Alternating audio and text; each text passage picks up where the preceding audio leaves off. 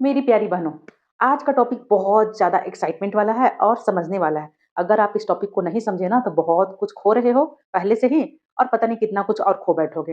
होता क्या है, जब हमारी शादी होती है, नई-नई शादी होती है, तो हमें सब कुछ अच्छा लगता है। मतलब पति कितना भी खर्च कर रहा है, घर में कैसे क्या चल रहा है, कोई आइडिया नहीं होता है और बस हम अपने आप में लीन हो जाते हैं, घर के कामों में और ज़िम्मेवारियों में। लेकिन जब पैसों की बात आती है, तो हमें कभी पूछने से भी बहुत ज़्यादा डर लगता है। कि लोग क्या कहेंगे, लोग क्या सोचेंगे? और इसी को बोलते हैं फाइनेंशियल बाउंड्रीज जो हम सब कभी भी नहीं देखते, कभी भी नहीं सोचते और ना ही समझना चाहते। कब समझ में आता है? जब आपके बच्चे 13 या 14 साल के हो जाते हैं या 15 साल के हो जाते हैं। जब बच्चे बड़े होते हैं ना, तो धीरे-धीरे जब खर्च बहुत ज़्यादा होने लगता है ना, तब समझ में आता है, अरे यार! काश उस टाइम बचाया होता, काश उस टाइम समझा होता। ये चीज़ ना बहुत टाइम के बाद आपको समझ में आएगा। अगर आपकी नई-नई शादी हुई है और आप बिल्कुल भी नासमझ हो, मतलब समझ में नहीं आ रहा है कि क्या ख मतलब फाइनेंस आपको बिल्कुल भी समझ में नहीं आ रहा है। बस आप अपने पति पर पूरी तरह से डिपेंड हो गए हो। तो आज तो बहुत खुश रहोगे। आज 4-5 साल एकदम बहुत अच्छा चलेगा आपका लाइफ, नो डाउट। लेकिन उसके बाद क्या? कभी सोचा है? बहुत प्रॉब्लम आती है, बहुत ज़्यादा। ख़ास तौर से आप मतलब फाइनेंस को ना नहीं समझोगे ना तो बहुत प्रॉब्लम आती है। देखो क्या होता है, आपको पता होना चाहिए कि घर में कितने खर्च होते हैं। सबसे बड़ी बात कि आपको ये भी पता होना चाहिए कि आपका हस्बैंड का नॉमिनी कौन है? मतलब जो भी नई-नई शादी हुई है तो ज़ाहिर-सी बात है सब कुछ चेंज होगा ना।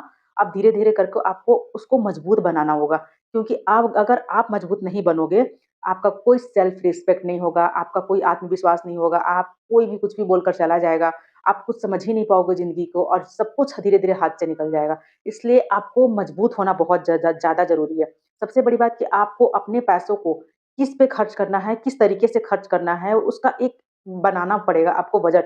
अब आप मान के चलो 50% आप ख ₹20,000 आपके हाथ में आ रहा है, ठीक है? तो आप 20,000 का क्या करोगे? क्या करोगे सोचा है? देखो, अगर 20,000 आते हैं तो 50% आप खर्च कर दो, 20% और भी कुछ ज़रूरी चीज़ आए उसमें भी खर्च कर सकते हो। लेकिन 20% वो आपका होना चाहिए।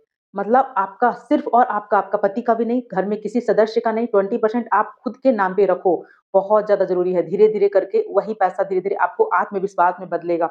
आपको आगे आगे चल के कुछ पढ़ाई करनी होगी या फिर आगे चल के आपको कुछ करने का सोचे हो, आपका करियर बनाने को सोचे हो, किससे हाथ फैलाओगे?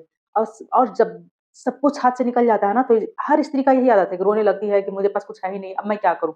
अरे! तो उस टाइम कहाँ आपका दिमाग था? मेरे साथ भी यही घटना हुई है, इसलिए मैं आपको अपनी बहन की तरह समझाने आई हूँ। समझो यार, नहीं समझोगे ना तो ज़िंदगी बहुत पीछे चली जाएगी और पूरी ज़िंदगी स्ट्रगल करना है ना, तो करो जो मन करे। लेकिन अभी अगर आप सचेत हो जाते हो, फाइनेंस समझने लगते हो, किस पे खर्च करना है, अगर स्किल्स पे खर्च कर रहे हो, अपने इम्प्रूवमेंट के लिए खर्च कर रहे हो, तो वो अच्छी बात है। बट आप बस घर में ज़रूरतें के लिए खर्च कर रहे हो, तो समझ लो कि आपकी ज़िंदगी धीरे-धीरे गरीब होते जा रही है। अमीर लोग क्या करते हैं? जितना भी पैसा आता है ना, उसमें से कुछ पैसे वो सेव करके और इन्वेस्ट करते हैं। वो धीरे-धीरे उनका जमा होते जाता है और उसी से वो पैसा कमाने लगते हैं। और हम लोग क्या करते हैं, सारा पैसा खर्च करके बस रोना-गाना शुरू कर देते हैं। एक इमरजेंसी आ गया, बस समझ में नहीं आता, भैया पैसे हैं भेज दो, क्या क अब इज़्ज़त ही नहीं होता है। मायके में भी कोई इज़्ज़त नहीं करेगा। इस तरीके से अगर किसी से आप पैसे माँगोगे ना, तो कोई आपका इज़्ज़त नहीं करेगा। इसलिए जब आप सिचुएशन आपके हाथ में हो ना, उसी टाइम आपको सँभलना होगा। किससे पैसे माँगोगे? मायके वाले से माँगोगे तो वहाँ से एकदम ओछा रिश्ता हो जाता है। पति से भी माँगोगे तो जब पति के पास पैसे नहीं होते हैं ना, तो वो भी चिढ़चिढ़ाने लगते हैं, वो भी आप पे गुस्सा करने लगते हैं। सम टाइम ऐसा होता है कि इंसान के पास बहुत पैसा आता है, उस टाइम समझ में नहीं आता और जिस टाइम पैसा खत्म हो जाता है किसी रीज़न से, कुछ ऐसा अचानक से कुछ ऐसा सिचुएशन आ गया ना, कोई बीमार पड़ गया, कुछ ऐसा विकट परिस्थिति आ गया, तो सब रिश्ता खराब हो जाता है। खिड़की के बाहर चला जाएगा आपका प्यार। प्लीज़ अभी से सचेत हो जाओ, नहीं सचेत होगे ना तो पता नहीं क्या सिचुएशन झेलोगे और कितना झेलोगे। ये सब छोड़ दो, अगर आपका बच्चा हुआ, ठीक है? और बच्चा का कोई सपना है बनने का, तो आप कैसे सपोर्ट करोगे? कैसे करोगे, सोचा है? अरे! बहुत ज़रूरत होती है पैसों की और खुद के लिए आप भी कमाना सीखोगे और तभी तो आपका आत्मविश्वास, कॉन्फिडेंस और मतलब कहने का मतलब है ना कि आप ग्रो कर पाओगे, आप डिसीज़न मेकर बन सकते हो, आप अपना लाइफ़ का डिसीज़न ले सकते हो, अपने जीवन को बहुत आगे ले जा सकते हो।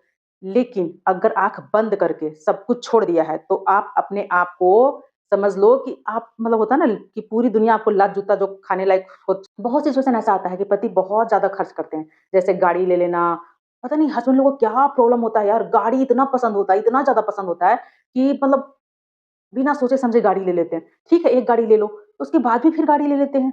मतलब कार, ये जो बोल रही हो ना, ये मेरे साथ बीता हुआ है, इसलिए आपको समझा रही हूँ। जब डिसीज़न उनके हाथ में होता है, तो वो अपना डिसीज़न तो ले लेते हैं, लेकिन झेलता कौन है? हम सब पत्नियाँ और ज़िंदगी भर झेलते हैं। इसलिए जब भी कोई पति डिसीज़न ले, तो आँख बंद करके सपोर्ट नहीं करना है। आपको पता होना चाहिए कि किस चीज़ में पैसे खर्च होना चाहिए। सबसे पहले एसेट बनाओ, मतलब पैसे से पैसे कमाने के बारे में सोचो, फिर धीरे-धीरे जीना अपना ज़िंदगी। मैं ये नहीं कह रही हूँ कि आप एकदम गरीब बन के जैसे-तैसे जियो। पहले अमीर बनाने में अपने आप को रखो, और सबसे बड़ी बात ना कि आप अपने आप को आगे रखो। पति को आगे रखना बंद करो, क्योंकि सिचुएशन जब आपके हाथ में होगा ना, तो आप अच्छा डिसीज़न ले पाओगे, और जब उनके हाथ में होगा ना, तो समझ लो कि बस आपको जो उनका डिसीज़न आप पे थोप दिया जाएगा। हम महिलाओं को ना यही ज़िंदगी भर होते आया है, और फिर भी हम नहीं समझते हैं। फिर भी एकदम आँख बंद करके भरोसा करके ज़िंदगी चलता रहता है। बहुत सारा ऐसा केस है जो मैं बताऊँगी आपको तो दिमाग खराब हो जाएगा। मतलब समझ में आएगा कि यार ऐसा भी कोई ज़िंदगी होता है। बहुत ऐसे पैसे वाले लोग हैं, अच्छे पैसे वाले लोग हैं, लेकिन उनकी वाइफ़ का ज़िंदगी एकदम बस 3 टाइम का खाना मिल जाता है, यही और घर में काम। तो धीरे-धीरे आप इंडिपेंडेंट बनोगे ना, तो वही पति आपको इज़्ज़त करेगा, और नहीं तो बेइज़्ज़ती तो रखा हुआ है भाई। एकदम मान कर चलो, एकदम बेइज़्ज़ती रखा हुआ है। एकदम मतलब मैं 100% बता रही हूँ कि आप अपने आप को स्किल्स नहीं डेवलप करोगे, आप अपने आप को आगे नहीं बढ़ाओगे, तो पीछे ढकेलने वाला कोई और नहीं, हम सब खुद होते हैं, खुद। क्योंकि हम सबको ये भी नहीं पता होता कि कर क्या रहे हैं, ज़िंदगी में चल कैसे रहा है। बस घर से बाहर निकलो, दिमाग लगाओ, सोचो-समझो और अपने आप को स्किल्स दो, इम्प्रूव करो, और बजट बनाओ, और कैसे खर्च करना है, किस चीज़ से पैसे आएँगे, किस चीज़ से एसेट और लायबिलिटी वाला जो वीडियो मैं बताई हूँ ना, वो देख लेना आप जाकर। कौन-सा कहाँ पे खर्च करना चाहिए और कौन-सा लायबिलिटी में खर्च करना चाहिए, दोनों वो वीडियो में बहुत अच्छे से समझाई हुई हूँ। तो आपको वीडियो कैसी लगती है मुझे नहीं पता, लेकिन इतना पता है कि मैं आपके लिए ही आई हूँ, आपको ही समझाने आती हूँ, और मेरे साथ ऐसा बीता हुआ है, इसीलिए मैं आपके लिए खड़ी होना चाहती हूँ। तो प्लीज़ आपसे विनती है ना कि आप प्लीज़ अपने आप को भी टाइम दो, अपने आप को भी इम्प्रूव करो, और अपना जीवन भी बहुत अच्छा बना सकते हो।